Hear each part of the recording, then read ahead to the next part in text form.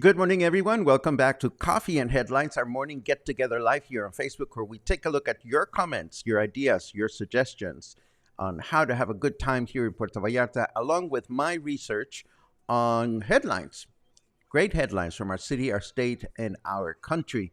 Information that might be useful to all of us. Good, fun, nurturing, positive information, sometimes nasty information, but usually information that we can put to good use. Today is Friday, January the 13th. Don't freak out. Friday the 13th doesn't apply in Mexico. It only applies elsewhere. In Mexico, it is Tuesday the 13th, where we get a little restless, shall we say. And of course, it is Friday, and it's the end of the week, and it's a pleasure to see you once again here at Coffee and Headlines. If you are watching for the first time live, let us know by writing the word new in your comment. We'll give you a nice little welcome. If you have something really important in your mind, please add a capital letter Q to your comment. In that way, we will take a look at it during the comment section later on. Today, we have interesting news about Puerto Vallarta being a successful destination for our country. We have news about weather. We have more information about the new city buses that are coming to Puerto Vallarta, or that have arrived, rather. Unpleasant but a necessary information about COVID. And we're going to take a quick look at the new survey that we were going to be deploying next week. I want to share it with you, make sure that we're not missing anything that might be important. And also, great news about both Mexican cuisine being featured around the world, and also our capital city got a great nod from the New York Times. Guadalajara did. So we're going to take a close look at that, see what that is all about. And we might as well... what? Oh, no. Oh, no. Dan says, Kathy talked me into taking a COVID test yesterday, and it was positive. She's still testing negative, and we are staying home now until we test negative. I am so sorry to hear that, dear friends. I just saw you the other day, and I hope it is not the serious kind. What a bummer. See, I tell you, we have to talk about this, but we'll get to that in a second. First, let us get the news started.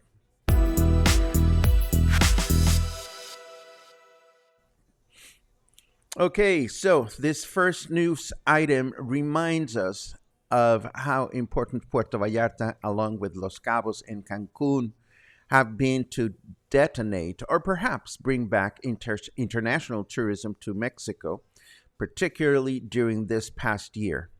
All three destinations, Puerto Vallarta, along with Los Cabos and Cancun, were essential for Mexico to be able to break its own international tourism revenue record, which was a whopping $24,968 million US dollars this past year. And this figure is $395 million higher than that of 2019. So you might say we have not only recovered from the pandemic, but we are soaring above it. The three international airports at these destinations were responsible for welcoming over 70% of all international tourists that arrived in Mexico by plane this past year. And this is an 18.1%, I should say, than the number of international passengers that arrived in 2019. Now, what does this mean for us? Well, again, and here I'm speculating, this is not part of the news item. What does this mean for us? Well, we certainly hope that the federal government continues to pay attention to what's happening here and continues to provide support to Puerto Vallarta's healthy development and growth as a city and as a tourism destination. Of course, more success brings more popularity, and more popularity brings more people. And unless this is controlled or handled in a responsible way, it could lead into our city becoming another Acapulco. Interesting to keep in mind how recently, when Puerto Vallarta was mentioned as one of the highest tourism destination in Mexico for this past year, Governor Alfaro, our governor, was quick to hang on to that fact and say, well, yeah, Puerto Vallarta is this, that, and the other. But as much as we love our good governor, there are a lot of detractors that think that that Governor Alfaro is not paying as much attention to Puerto Vallarta, or perhaps taking Puerto Vallarta for granted. Again, this is just my opinion, not something that is written in this article. We've also watched President Lopez Obrador playing buddy-buddy with Nayarit's governor, and we've watched Nayarit placing high bets on Tepic's future expanded airport. So it'll be interesting next year how the numbers change for the Tepic airport as an international destination. But, you know, I love these articles. I find them really interesting, and I hope you do as well. And did I even show you? Yes, I did show you this. Moving right along, we have more waves that are coming our way. Who would want to go in the water this time of year is a mystery to me. It's cold, but the issue here, again, are the waves. As of yesterday, only one local beach, Playa Camarones, had a red warning flag, while other beaches here in Puerto Vallarta had a yellow flag. But apparently, the so-called cyclone bomb that caused havoc in California in the last few days could bring more high waves our way in the near future. So maybe we stick to the swimming pool if we can, where one can actually hold on to one's martini and take a sip if one must, provided that it is served in a plastic container. Who would want to go swimming without a martini in hand is a mystery to me, or some kind of lovely cocktail. We learned more details about the new line of city buses coming to Puerto Vallarta. Today's article contradicts yesterday's article in saying that the new buses will be operated locally by our favorite city bus company, Unibus PV. We also learned that the new buses are made by a Chinese company called Yutong, and we can see that in the front of the vehicle. These are, by the way, the same buses now circulating in Guadalajara since the first quarter of last year. I've ridden on these buses, and they are quite pretty inside. They run on natural gas, have 29 seats, and a total capacity for 100 passengers. They also feature air suspension that allows for wheelchairs or people using crutches to ascend and descend easily. Air conditioning, I've come to learn, is an extra feature, so we can keep our fingers crossed as to whether they will equip the buses here in Puerto Vallarta with air conditioning or not. Finally, it's also worth mentioning that these buses have been quite successful in Mexico City, where they are used in several routes in our country's capital city. So some of them are already hanging out, hanging out, circulating here in Puerto Vallarta.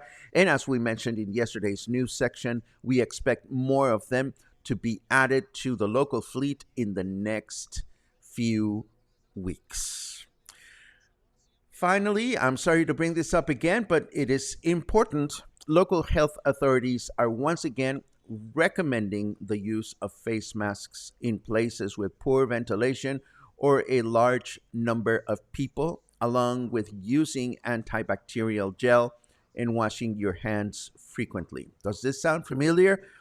Well, of course it does. We've been there before. But most importantly, I want to make sure that we don't get confused here. This is just a recommendation by local health authorities. It is not an official government mandate. And we're going to keep our fingers crossed that it stays this way. We know COVID is around. We just read about what happened to our dear friend Den and a couple of other comments that I am reading on the side. So just be careful out there and do whatever you need to do to stay safe and to feel comfortable while you're out and about. Let us take a quick look at the weather forecast just to see what's coming our way.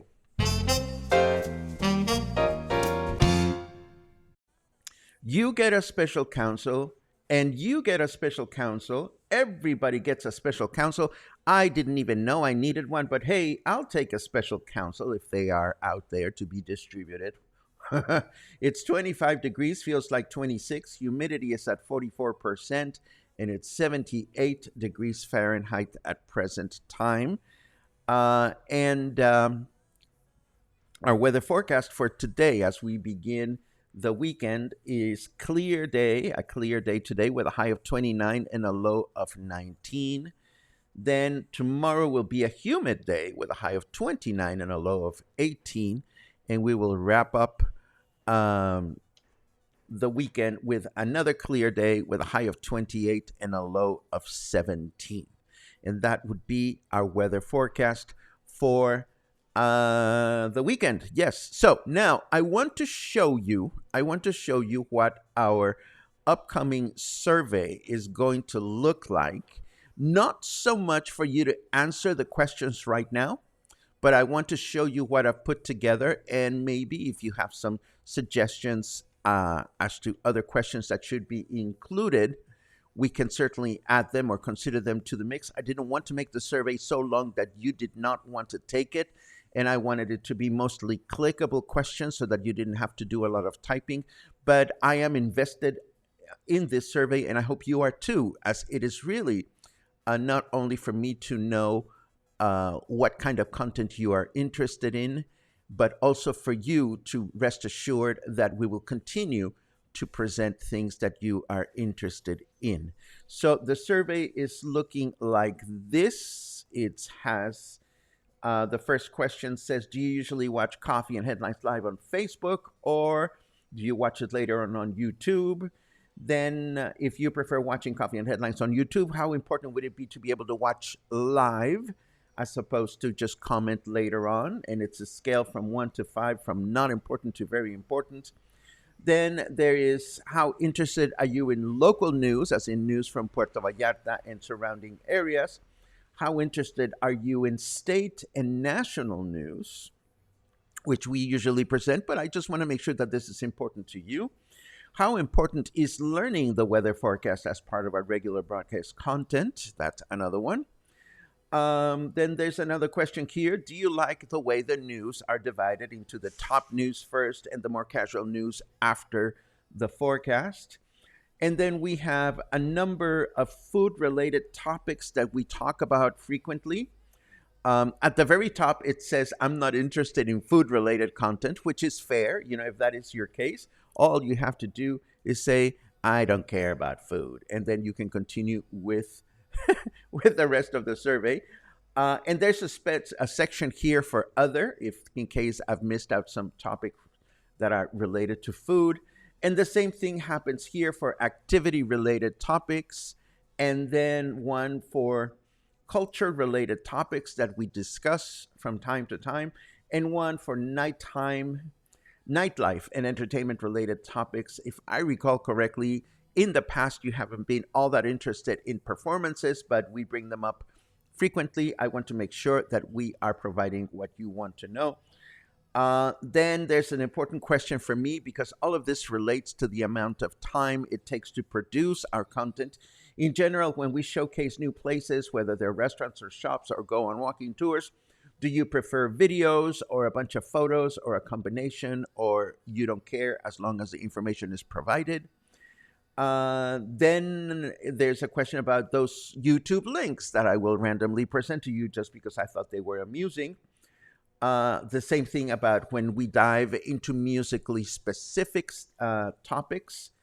And another question about the event calendar. I usually look at the event calendar on Facebook and Eventbrite, but maybe you don't want to do that, or maybe you would like to see other types of things included when I go looking for interesting events. And at the very end, an open ended section where if there's anything else on your mind, other features, any final comments for you to type at your leisure. This is pretty much the only question that will have to do with more typing. Again, this will not be deployed until Monday. I want to take the weekend to just sort of make sure that we're including everything that is important. And just in case I get inspired over the weekend by more stuff that we should be including in the survey. And last but not least, of course, the survey is completely anonymous. So if there are things that you don't like, we also want to know about those. Moving right along, I have a bunch of fun things. Well, not a bunch, but at least two or three. Um, let's start with this one. This is fun news. Taste Atlas, which is an online experimental travel guide for traditional food that collates authentic recipes, food critic reviews, and research articles about popular ingredients and dishes. That's a big description for Taste Atlas.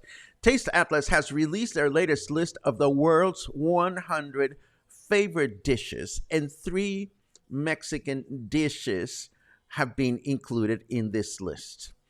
You may be wondering which ones, and I will tell you that in a second. But first, let me tell you that the list is a result of a user survey. So people like you and I from all over the world have voted their favorite dishes they enjoy while traveling around the world, and the Mexican dishes showcased in this article are, drumroll, cochinita pibil, which came in as number 17, carnitas, tacos de carnitas, yummy, which came in as number 20, and pozole, which came in on 65th place. This is yummy, yummy news. And I tell you, I decided to go do some background check or to get more information about this Taste Atlas website.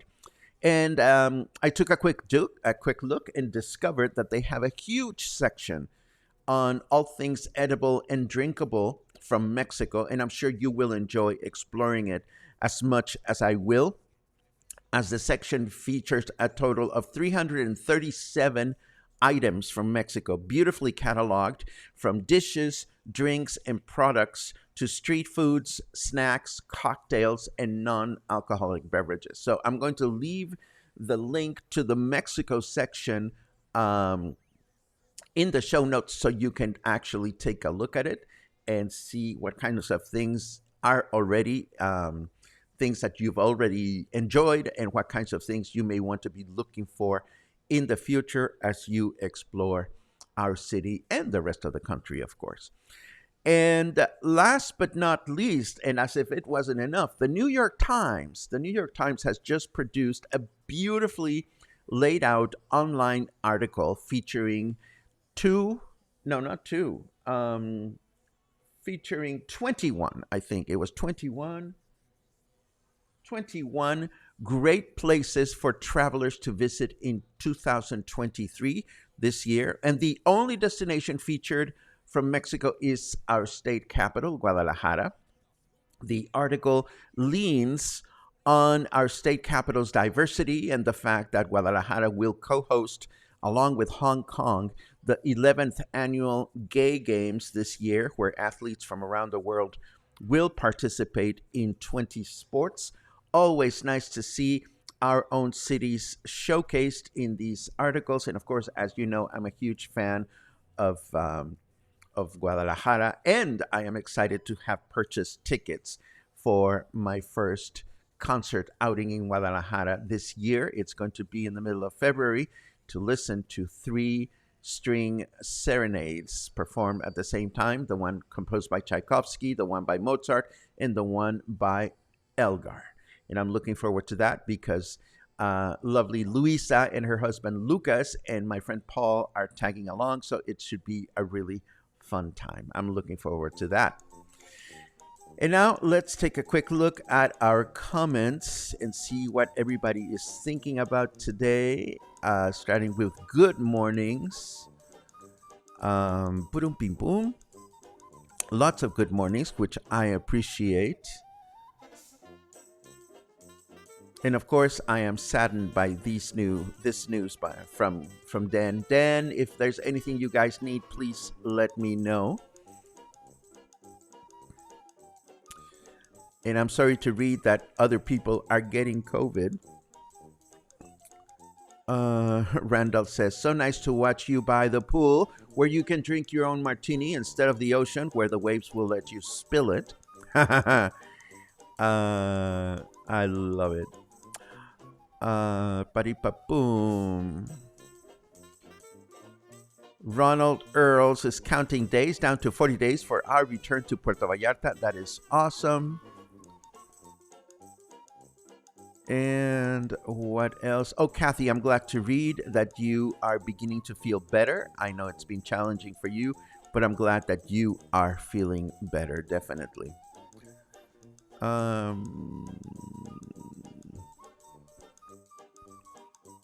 Let's see. Do the buses have AC? Asks Angelica. Well, again, as I mentioned, it's an optional feature from what I read. And as Albert has accurately said, the question is not do the buses have AC? Will they turn it on? That's the big question in my mind.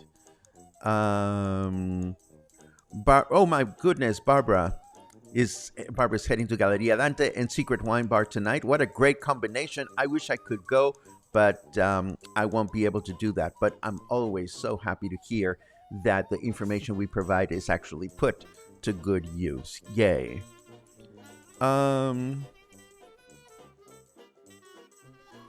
Let's see what else we have. If the government is saying that COVID is on a rebound, why are they not supplying booster shots like everywhere is? Well, Brad, that's a really good question. If I was the government, I would have an answer for you. Unfortunately, I'm not the government, so I have no answer for you. Again, COVID is on a rebound. I just don't think that the numbers are as high yet. And I'm sure that the government is looking at it. And if and when they decide to provide booster shots, they will let us know. Let's hope that that is the case.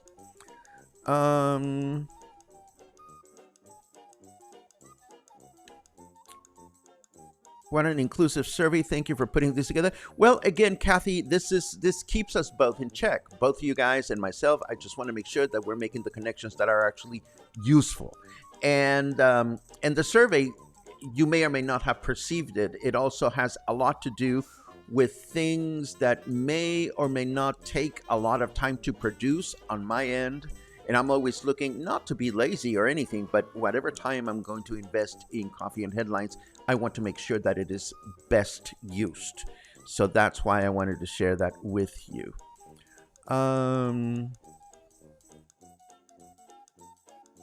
Arrived here a week ago and have come down with the flu. Is something going around? I tested myself for COVID and I'm negative. Thank you very much for sharing that, Catherine.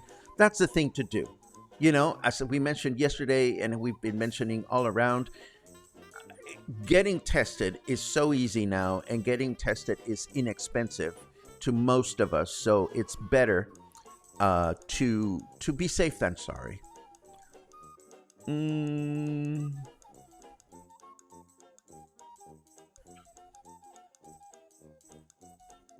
I see conversations about COVID variants, and I respect those. But again, I am going to not speculate on things that I'm not well informed.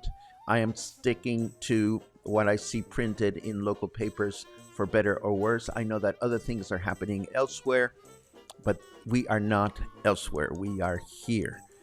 Um, Here's a question for Cluster. My daughter in law arrives next week and is interested in a cooking class, especially handmade tortillas. We are based near the Mercado Municipal in Emiliano Zapata, and I would suggest you get in touch with Carmen Porras at Oculto just to see if she has anything going on.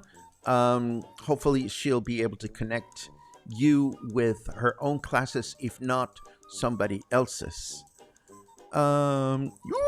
Michael is getting excited for the meet and greet next week, and a little Amy. Yes, I am excited too. It's going to be a lot of fun. Definitely.